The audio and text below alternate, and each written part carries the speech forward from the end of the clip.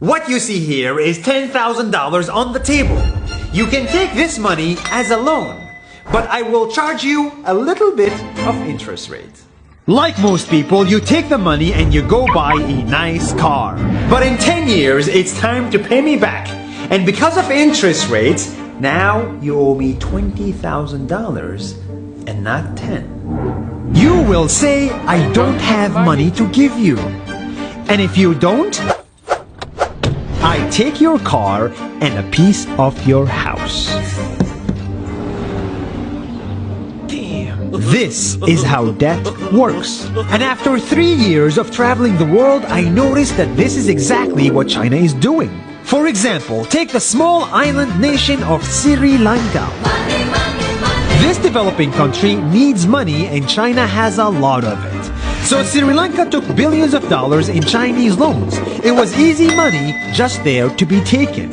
And with that, they built skyscrapers, highways, airports, and shipping ports. The country grew and prospered. But few years later, this easy money came with interest rates, and Sri Lanka was so much in debt that it couldn't pay back China its money. And the only way out was to give China control of what they had built. In other words, Sri Lanka lost a piece of its home to China because of debt. This is the Chinese money trap. And it's a real thing I saw all over the world. In Papua New Guinea, I saw $2 billion in loans given by the Chinese to build skyscrapers, infrastructures, and ports. But there is no way this remote developing country can pay it back or its interest rate. And the only way out is to give China control of the country. In the Maldives, Pakistan, Malaysia, Laos, Kazakhstan, Mongolia, Egypt, Kenya, and South Africa,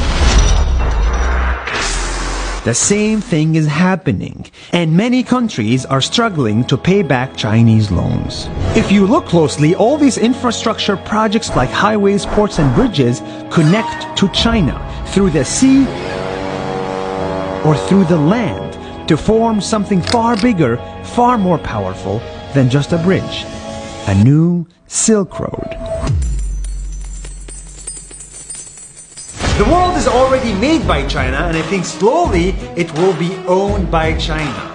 Don't get me wrong, building bridges, ports, highways, and airports is a great thing for the people and the country, but they come at a very high cost. And when these countries can't pay back the loans, these countries will lose their homes.